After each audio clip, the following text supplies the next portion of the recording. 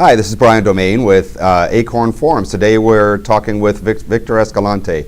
Victor is a master's certified neuro-linguistic programming practitioner and teacher. If you've never heard of neuro-linguistic programming, or NLP, it's a different form of counseling. It's very results-based, and really what it does is it tries in a short amount of time to get past the layers that we put up in self-defense when we're in a dysfunctional or threatening environment, especially when we grow up in one.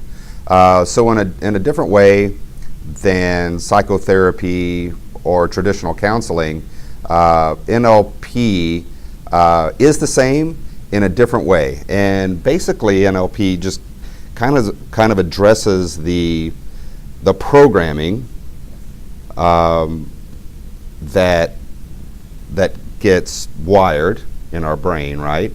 And then starts to create this filter from which people start to react and view life, right? Right.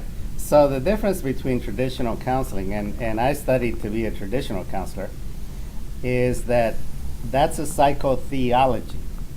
There's 22 different types of psychotherapy, depending on which one you tend to prefer. The difference between that and NLP is that NLP is a psychotechnology. Okay. So it was started by modeling the world's best communicators in the field of psychotherapy. That's why it's geared around changing, because the two developers of NLP model the best communicators in psychotherapy and the best counselors that could produce change. Okay. NLP is the system that Tony Robbins uses, right? Yes. Tony Robbins did not originate NLP. He did not create it. He was trained by John Grinder and Richard Bandler, the two originators of NLP. And so what happened with Tony Robbins was that halfway through the training, he saw the big potential of it, probably experienced a deep change himself, and he didn't even complete practitioner training. Mm-hmm. So that's when he had a network of other organizations, because he was a promoter of other motivational speakers, that he was able to plug in nationwide almost overnight to go to all these different cities. And what put him on the map was going live on TV to remove a phobia of snakes. It's called the 5-minute phobia cure. So they brought in a woman that was fearful of snakes, and live on the air, he described himself that he had to put himself in a resourceful state because his reputation was on the line, as well as the snake. Mm-hmm. So he was able to produce the change live on national TV, mm-hmm. and the rest is history. Which you've done as well with some people who had phobias, right? Times, yeah. Yeah. So the thing is, you were saying that people, when someone comes to you, they need to know what they want, which means that they have to get past the defenses and the layers that get them in the state, right. the anxiety, the depression, in the first place. Yeah. So how does someone who doesn't even understand the layers that they put up, how do they get to that in order to come to you? Or do you help them dig that out? Yeah. We have what is called the well-formalized condition model. The well-formalized condition model is a process through which we take you through question by question to determine whether what you want is really what you truly want. Now, so in the upcoming lecture series that we're going to be doing, I'm going to be talking a very famous case, interesting case, that the gentleman came to me with a presenting problem, that it was a real presenting problem. Mm-hmm. But behind that was another problem and another problem, the real root cause of his problem. Now, So sometimes the person knows what they don't want, but that's not a guarantee that they know what they want. Hmm. Because the brain will only give you what you tell it that you want. Mhm. It does not understand negative. So if I tell you, do not think of a pink elephant, you've already done it. There's one right over there. Okay, so how do you get to the real root cause, and what does it take? Because some of the people that I counsel and talk to, they're not ready, because sometimes it takes a complete breakdown.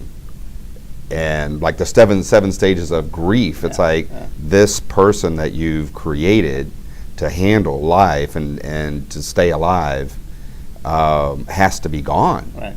Right? Yeah. How do you get to that? Real You have a lot of emotional breakdowns in your office? Some.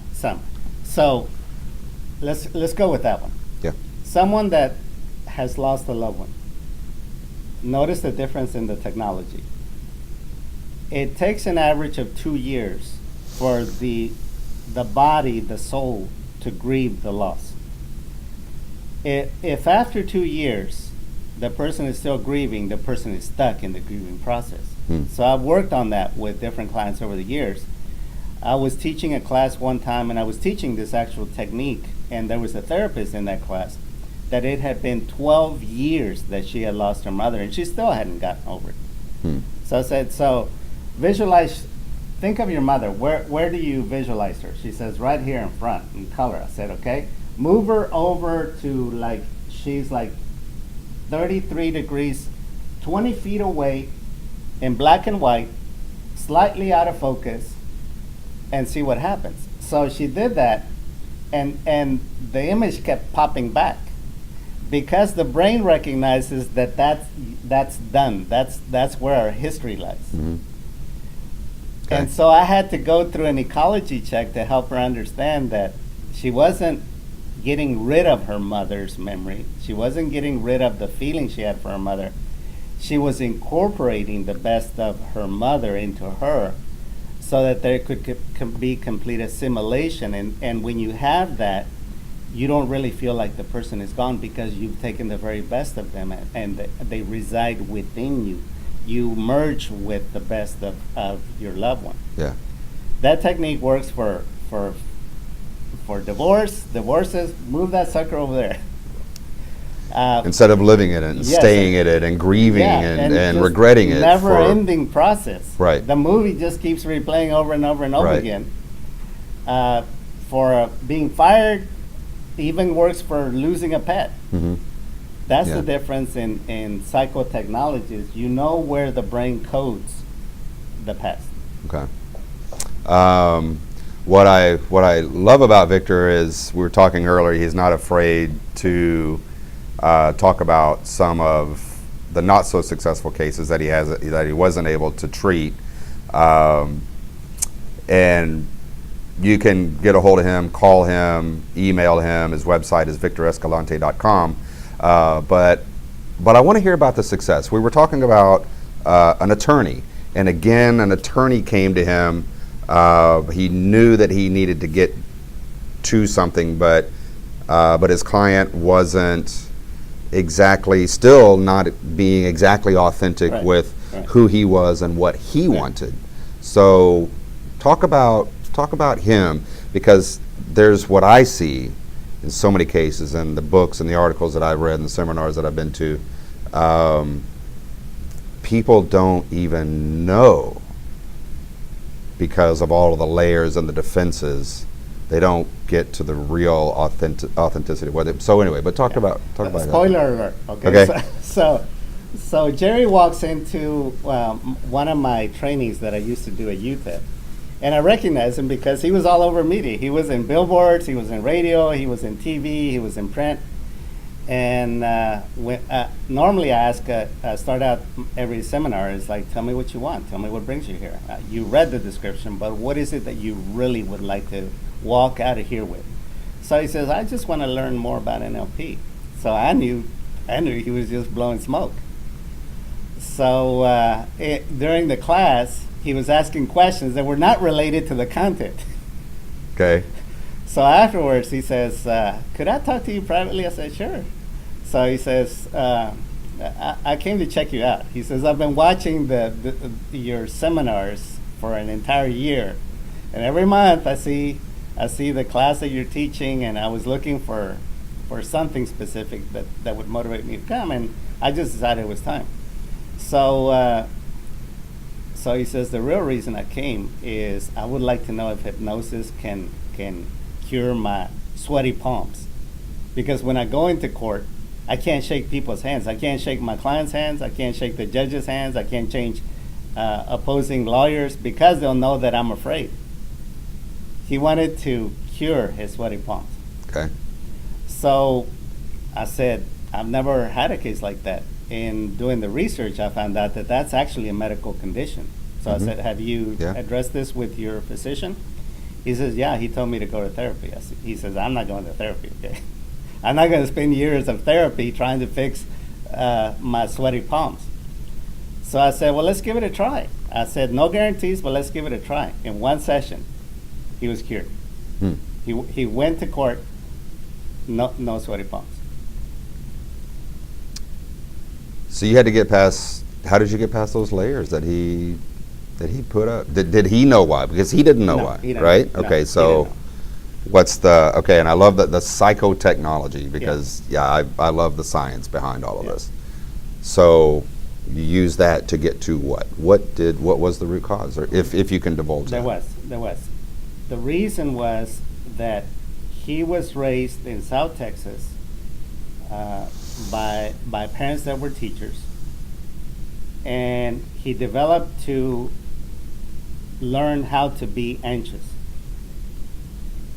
His childhood environment created an anxiety that over the years just became stronger and stronger. So he became conditioned to feel anxiety. Hmm. Became a U.S. attorney under Reagan administration, and went on to build a practice, one of the biggest practices in the state, probably the biggest practices in the state. So his business, his upbringing, his personal life had wired his sympathetic nervous system to go into the state of alert whenever he would go into court. Everything just converged to create that state of anxiety. Okay. So finding the source of that Mhm. is where the two of you got. Yeah. So But then how is I the was able to overcoming? reprogram that Okay. In one session. in one session. Yeah. And that's really, because that's what I hear about NLP is quicker results. It's, if you don't mind me saying, it's more expensive than a session with a psychotherapist. Yes. But it does seem, it's not every case, but it does seem to be more about addressing the patterns of thinking, the neural pathways that develop in our brains that is initially the software, but once it gets embedded, it becomes the hardware. Is that right? I don't know the answer, Okay. but I would say that that's a fair assessment. And the reason I can say that is because in research that's been done at Bethesda, Maryland, Mhm. at the I believe it's a Navy hospital, researchers have discovered that when a pattern is repeated over and over, there is it's like the surface of the neuron is actually scribed. The chemical Mhm. cuts a groove on the surface of the neuron. And so after that, unless you form an alternate route for the signal to go, you're programmed for life. That becomes the hardware. So I would say that I think that's a fair assessment that you have impacted the hardware, the neuron surface, that it becomes for life, that programming stays for life, unless you can create another neural pathway, or unless you can go back down that path, change it, and then retrace it back with new meaning and new understanding. I just did a session yesterday in my 9-week program with students, and everyone was able to go back into time, taking the knowledge, the lessons learned, the resources that they now have as an adult, going back to a younger self. One woman even went back into the womb Wow. to reprogram herself in the womb to calm the anxiety and the discomfort that the mother was feeling, but she was also going through it, and then came back through time with again those resources. Very cool. Very interesting. Mhm. Thank you. So this is what one of our missions here at Acorn Forums is to present alternative ways of healing, to overcome or manage anxiety, depression, to bring you more success, more authenticity, more fulfillment in your life. NLP is one of the ways that you may consider if other things that you've tried haven't gotten you to where you want to be. Victor and other NLP practitioners are out there. If you want to investigate them, we at Acorn Forums would be happy to refer you or guide you in that. We're at acornforums.com. Our phone number is 832-890-9220 if you'd like to call and speak with us personally. Now, one of the things that Victor has done is he co-authored a book called Courageous Living. Why don't you tell us about your meeting with Jim and how this all came about? I met Jim years ago when I was attending a study group of NLP. Jim was interested in learning NLP. And so this was a group of people that got together to read the book, NLP in 21 Days, and they would cover a chapter every week. So they were like into chapter 3 when I arrived. And so I pretended like I didn't know anything about NLP. And at the end I said, I actually have 2 decades of experience as a practitioner and trainer. I said, if you guys would like, I would be happy to teach y'all NLP. And so that's how we started. That's how we met. After about 2 weeks, he invited me to coffee, and we were there in South Houston for 6 hours. And he talked about his journey and the difficulties that he's faced, the highs and lows in his life. And I found a really deep spiritual connection with Jim and his past and his journey. Very, very interesting. He did hypnosis years ago, and in this. And let me get something straight. You've said hypnosis a couple of times. This NLP is not really hypnosis, is it? No. Okay. No. All right. NLP. It's just a tool within NLP, maybe. Yeah. Yeah. There's different people that were modeled that came up with the languaging and the patterns. The languaging, a lot of the language in NLP comes from Milton Erickson, famous hypnotherapist. I'm clinically certified as a hypnotherapist from the Milton Erickson Foundation. I studied under the founder and got certified by the founder of the Milton Erickson Foundation. I wanted to go straight to the source, but the developers modeled Erickson, Virginia Satir, family therapist, Fritz Perls, the Gestalt therapist, and Bateson, an anthropologist that created the systems theory. So that's the deep roots of NLP. Okay. So you and Jim. He was hypnotized, did age regression, and he discovered in a deep trance that he had been Jesus Christ in a past life. Okay. Okay. So I didn't know whether to break out laughing or I wonder, it's like, what were you smoking at the time? Okay, right. But the two of you started talking and found parallels in your lives. And those parallels were what? A spiritual journey. Okay. I also had been on a spiritual search to find the why. It's like, why are we here? Why do bad things happen to good people? Why? I initially studied to be a journalist, and I came full circle and became a journalist. But I've always had this intense curiosity. It's not uncommon for me to do a deep dive on one day and study straight for 8 hours, a subject that I'm deeply interested in. Yeah.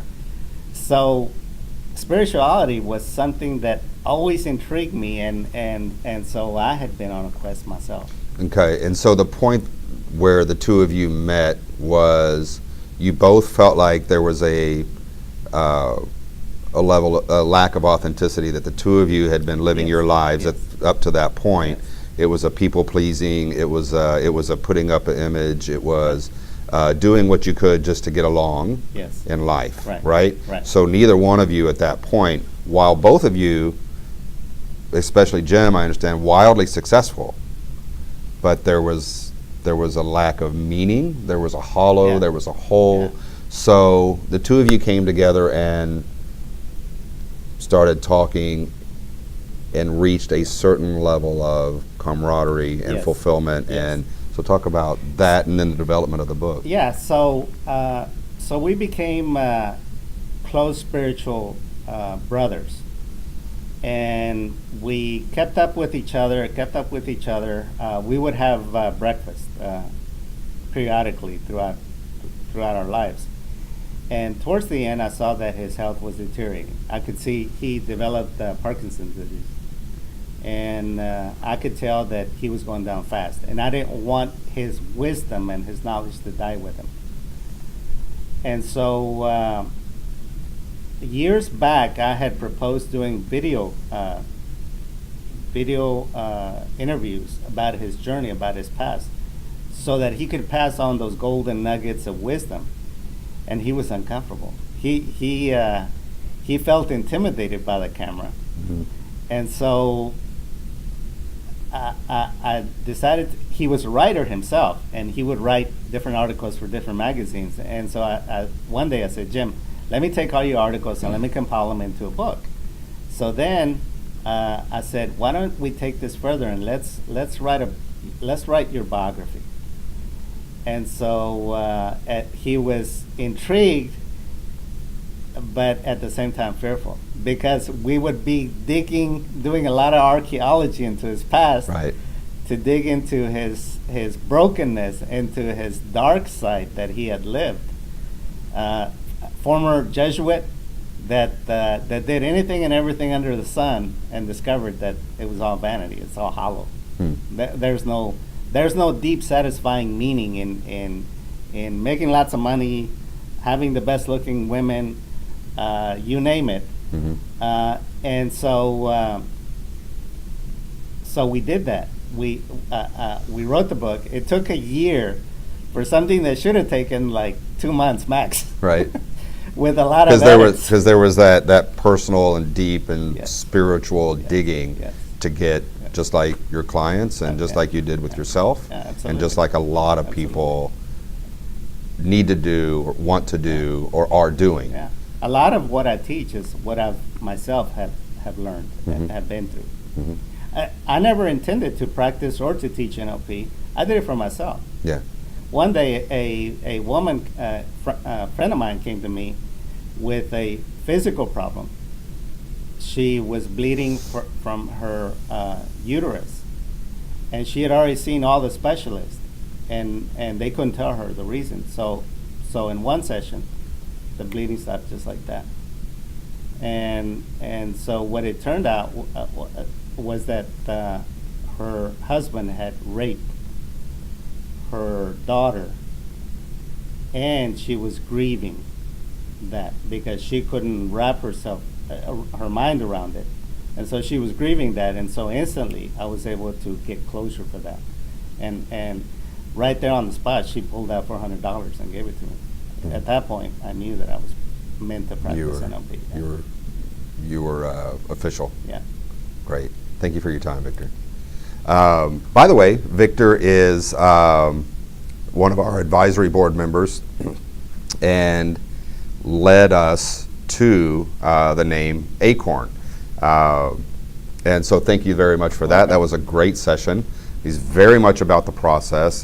There is a very definite pattern to get to answers, and he used his skill, his professionalism with us in helping come up with the name. Again, the title of his book that he co-wrote is Courageous Living. If you'd like to pick it up, we would be grateful, and so would Victor. It's a very authentic telling of a story to authenticity. Victor is one of the 5 speakers that will be at Acorn Forum's inaugural event on October 27 at Glade Cultural Center here in the Woodlands. Go to acornforums.com. We'd love to have you. Tickets are $39, and we would love to see you there on October 27. Again, I'm Brian Domain with Acorn Forums here with Victor Escalante. We look forward to seeing you and look forward to helping you in any way we can. Thank you so very much. Have a great day.